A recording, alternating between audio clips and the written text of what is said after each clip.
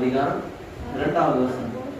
நான் உங்களை கற்புள்ள கன்னிகையாக கிறிஸ்து என்னும் ஒரே புருஷனுக்கு ஒப்பு கொடுக்க நியமித்தபடியால் உங்களுக்காக தேவ வைராக்கியமான வைராக்கியம் கொண்டிருக்கிறேன் என்று சொல்லி அப்போஸ்தலனாகிய பவுல் கொரிந்தியர் நிருபத்துக்கு கொரிந்தியர்களுக்கு எழுதுகிறார்.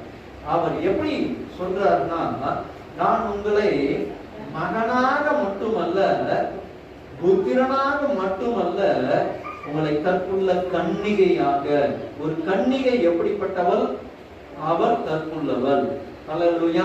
அப்போ இப்படி சொல்ல போனா தீட்டுப்படாதவள், கரைப்படாதவள், அதுதான் கன்னிகை. அல்லேலூயா.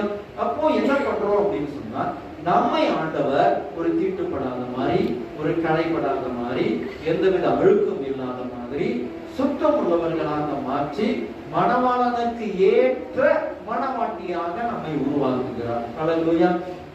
ஆகவேதான் மத்திய 25ஆம் அதிகாரம் 10வது வசனத்துல இப்படி சொல்லுகிறது, ஆயத்தமாய் இருந்தவர்கள் மணவாளனோடே கூட கல்யாண வீட்டுக்குள் பிரவேசித்தார்கள், கதவும் அடைக்கப்பட்டது. எல்லாரும் போனாங்களா, கல்யாண மணவாட்டிகள் சொல்லிட்டு போனாங்களா? ஆனா 5 பேர் ஆயத்தமா இல்லையா? 5 பேர் ஆயத்தமா இருந்தாங்களாம். அப்போ மணவாளன் ஒரு நாள் வரப்போறாரு மத்திய வானத்திலே. நம்ம ஆண்டவராகிய இயேசு கிறிஸ்து மத்திய வானத்துல வந்து நிற்க போகிறார். அவரோடு கூட எடுத்துக் கொள்ளப்படுகிறவர்கள் எப்படிப்பட்டவங்களா இருப்பாங்க? மணவாட்டி ஸ்தானத்துல அவர்கள் ஆயத்தமானவர்களாக அவர்கள் இருப்பாங்க. அவர் உடனே என்ன பண்ணுவார்? இயேசுவானவர் வரும்பொழுது உடனடியாக ஒரு நொடி பொழுதுல எல்லாம் நடக்கிற காரியங்கள் நொடி பொழுதுல எல்லாம் நடந்து விடும். அவர்களோடு கூட நாம இணைந்து விடுவோம். அல்லேலூயா. நாம் இந்த வேளையில ஆண்டவர் நமக்கு சொல்லி இருக்கிற ஒரு காரியத்தை நம்ம மறுபடியும் நம்ம பார்ப்போம். ஒண்ணு, தேவன் நம்மை மகனாக உருவாக்கினார். நாம் பாவிகளா இருக்கும் பொழுது மகனாக தெரிந்து கொண்டார். மகனாக இருந்தவர்களை கொஞ்சம் கொஞ்சமாக நம்மளை பக்குவப்படுத்தி புத்திரன் என்கிறதான நிலைமைக்கு கொண்டு போனார். அப்பொழுது ஆவியானவர் நமக்குள்ளே வந்து நம் மூலமாக கிரியை செய்தார்.